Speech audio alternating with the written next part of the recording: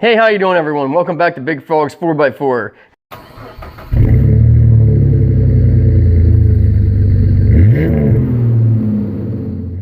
In this episode, we're going to be putting a wheel seal in a 2015 Chevy Silverado, the right rear axle. Alright, you're going to make sure you support your truck on the frame with jack stands, or drop your spare tire if you have to put jack stands under your axle. So it gives you more access to getting into these upper bolts. Without your axle dropped, your spare tire sits somewhere around here, and it's only this far away, so it gives you very little access to get to these bolts, a little harder to get in here and work. So either jack up the truck and support it on the frame with jack stands, or remove your spare tire if you're putting the jack stands under the axle so that you can access the cover easier. There are 10mm bolts. You're going to remove all of them but one. Leave one just loose, so when you crack the cover open, and you want to open it slowly, and I'll show you here in a few minutes, that way as you open it up, the oil will drain out, it won't all come flying out and gushing and making a mess. I just started to take the bolts out, and it's already starting to come loose, already starting to get some fluid coming out. So this cover is not going to be real tight on here. The gasket didn't adhere real tight, so it shouldn't be too hard to break loose once you get the rest of them out. Sometimes you're going to have to get in here with a flathead screwdriver. I don't ever pry at the bottom, because that's where your fluid sits whenever you're parked all the time. I usually try to come into the side over here with a pry bar and kind of work it between the axle right here and kind of pull the cover back on either side. I try not to pound anything in there if you don't have to, because you don't want to bend this cover. And you got to make sure all these bolts are completely loose so that it doesn't bend.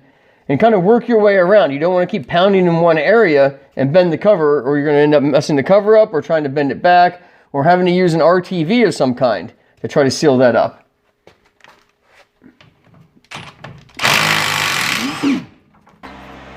Alright, once you got your wheel off, the lug nuts in the wheel were 22mm, 13mm, and the caliper mounting bolts are back here are an 18mm.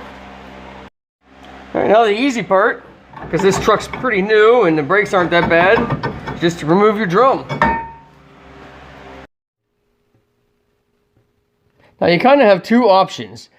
You can remove your rear drive shaft so you can rotate the carrier, or put the truck in neutral, which is obviously the easiest thing to do, but you want to make sure that you have the key turned off so that you're not draining the battery while the truck's in neutral. So pop it in neutral and turn the key to the off position. You're not going to go to the all-way lock position. You're not going to be able to pull your key out, but turn it all the way back so everything's shut off.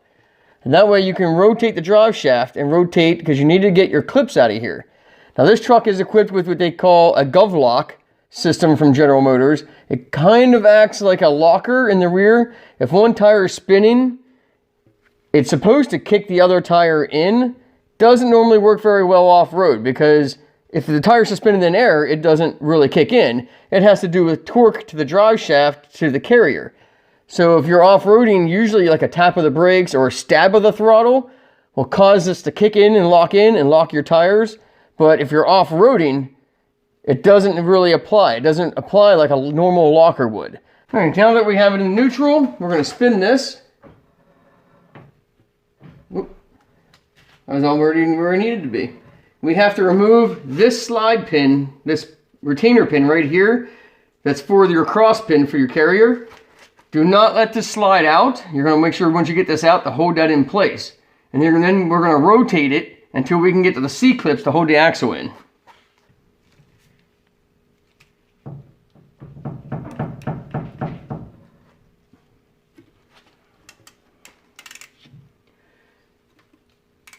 Now if this doesn't want to come out, if it's really tight, you may have to put it back in park and hold it, that way it keeps the carrier from spinning. But this one's not doing too bad. A wobble extension works really well for this. That way you're not kind of coming on the boat at an angle. These are treated with Loctite, and you are going to want to put Loctite back in it, because if this works its way loose while the differential is turning, that will slide out. This will slide out, probably break off. Your cross pin will come out and jam in, most likely against your pinion gear up there, and just completely destroy and grenade your rear end. So make sure that you Loctite this back in. And when you do this, you're going to want to make sure that it's either angled here or here on the carrier, because this won't slide out up here. These are reusable gaskets. I'll clean it up. I'll probably put a thin coat of RTV on this gasket. I don't know. I've always been a little scary of reusing them. They're supposed to be reusable, but just to make sure, I'll probably put thin coat of RTV on there. Now make sure that this shaft does not come out. See how as soon as you start to move it, it wants to slide out.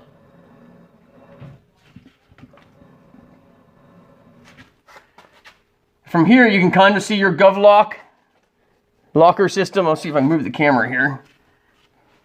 There you can see the GovLock system.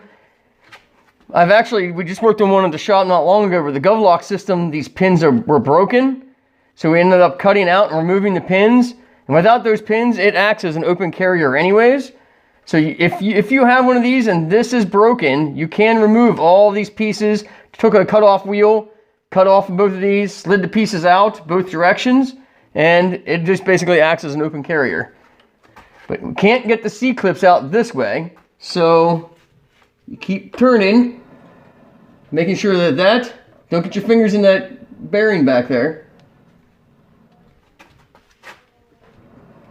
Once you have to a point, it won't slide out anymore.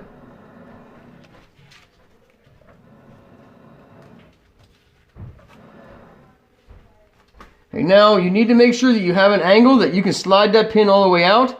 Once you slide that out, do not turn the carrier anymore. Don't turn your axles, because then it'll work your spider gears out. And you don't want these to come out of alignment, and then you have to try to get everything back into a line if they fall all the way out. So you want to make sure this turns just to the point. You'll see how I start to slide it out. Turn the carrier just enough where it clears the diff cover, or diff case. That's all you need to do. And slide your pin out. Now when you take this out, make sure you examine it. There's no wear marks, there's no grooving. This one looks still like brand new. We'll clean it up and we'll reuse it. Now's the point where we want to get our clips out. These can be a real pain in the butt with this type of carrier. You got to have patience. We're only pulling one axle, so because that's the only axle seal, so I'm not going to show you both sides. It's pretty much the same. You got to remove the tire and everything from that side if you're doing both axle seals, or you're pulling both axles. We're only doing one. I can push the axle in now towards the inside of the vehicle. Push this direction and it'll show you the C-clip over here. All right, I'm running into my first issue I've ever had with one of these axles. I'm pushing the axle shaft in and it's not going over far enough. But there is a little bit of a gap here. You can probably get a pry bar. I'm going to use a punch. Just kind of see if I can pry it over enough to get this C-clip out. Oh, there we go. And like I said, I didn't even have to pry very hard. It's a little bit of prying, and it got me to the point where I can slide my C-clip out. As you can see, this spins on the C-clip. You want to try to make sure that it does not fall through the opposite way, because it's going to be harder to get out. All right, having a small magnet like this is going to be your easiest way to get that out. You can pick these up anywhere, dirt cheap. They're not expensive at all. So these magnets, if you don't have one in your garage, when you drop a bolt or say your 10mm socket down in the engine bay, you want one of these magnets to get it out. And it also works really well for getting this out. Examine this C-clip, make sure there's no grooves, wears, nothing in there that's going to cause any issues in the future. If it's still in good shape, you can reuse it. Once you have that C-clip out, your axle is going to slide right out. Have some towels nearby. Put cardboard. If you're on a garage floor, it's concrete or something, you don't want to make a mess on the floor. Put cardboard down underneath so that as your gear oil drips off the axle, it'll get on the cardboard. And then, okay. Well, that was in there pretty decent. We're gonna have to probably pry on that a little bit and see if we can get it to pop free. Remove the axle. It's in there pretty tight, and then there's an extra, I don't know if you call it a seal or a rubber bearing in here that holds it in there pretty tight.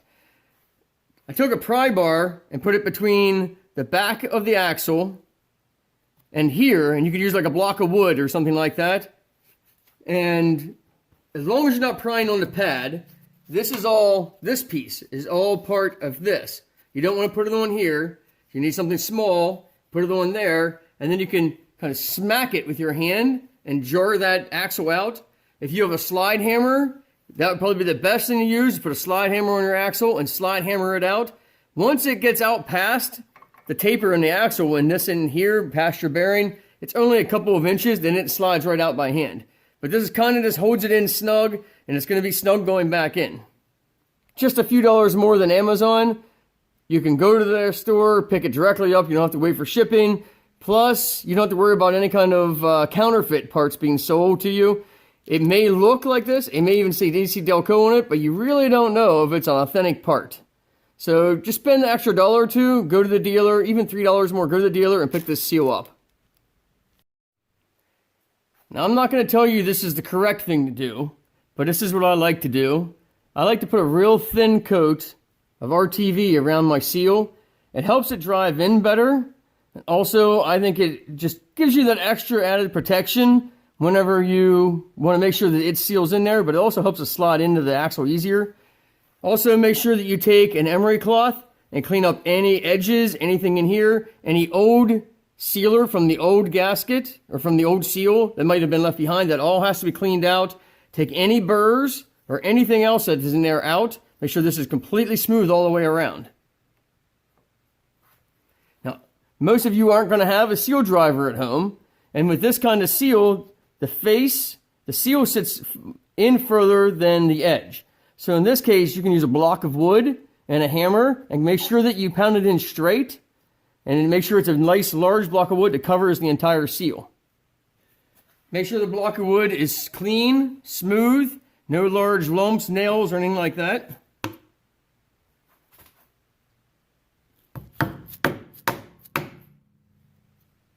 And just keep an eye on it. Make sure it's going in straight.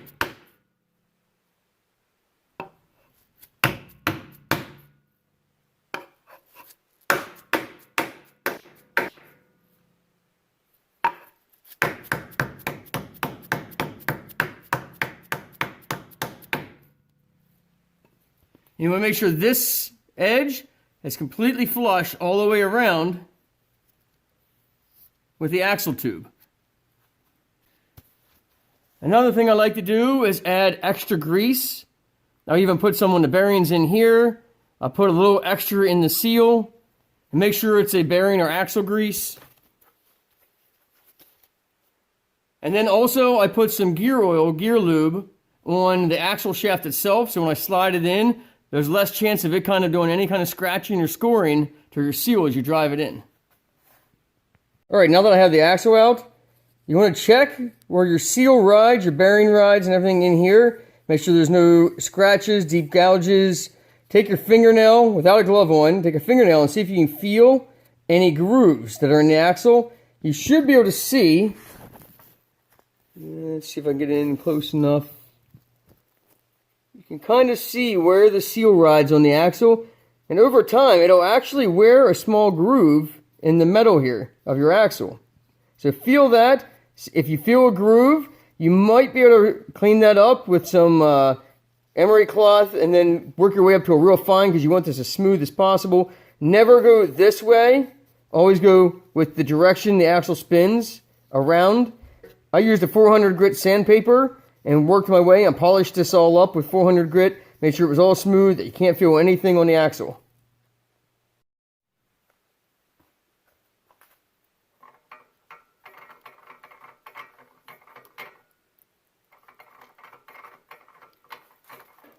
Like I said, I just kind of coat everything with a light coat of high temperature grease. And it doesn't have to be a lot, just a thin coat. Help the axle slide in.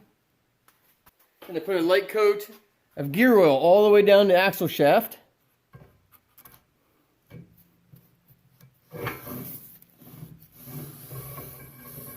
You want to try to hold that up the best you can. You don't want to scrape it down that seal. You gotta kind of line it up with the carrier down at the other end.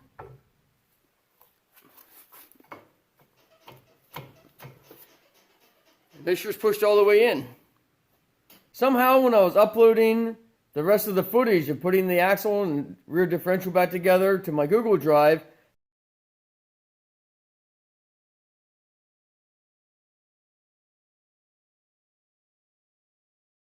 The rest of the footage was lost. I don't know what happened to it. It's not on my camera anymore, and it's not in the Google Drive, at least not that I can find. But basically, putting everything back together was just the same way you take it back apart. Once you have that axle pressed in, use the magnet and you push your C-clip back down over the axle on the inside. You can use a flathead screwdriver or another screwdriver then to hold it in place when you're pulling the magnet away from the C-clip, and it's in place. Then slide the axle back out towards the outside of the vehicle. You slide your cross pin back in. Now you may need to wiggle and wobble that axle around a little bit to get your cross pin to line back up and slide in. Rotate it then once it's in. Make sure it doesn't slide out. And then Loctite and put your retaining bolt back in for your cross shaft for your carrier. That's pretty much about it. That's all you pretty much missed. Then you reassemble your brake hardware and all that stuff that you've seen in other videos before.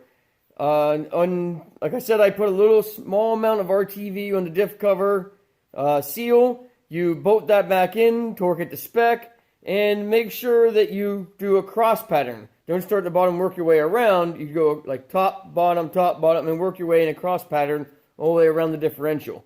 And that way it all is completely evenly torqued down. And that's how you replace the axle seal and the rear axle of a 2015 Chevy Silverado. Thanks for watching Big Frog's 4x4. Don't forget to like and subscribe. Hit that bell if you want notified as every video as it comes out. And as always, God bless.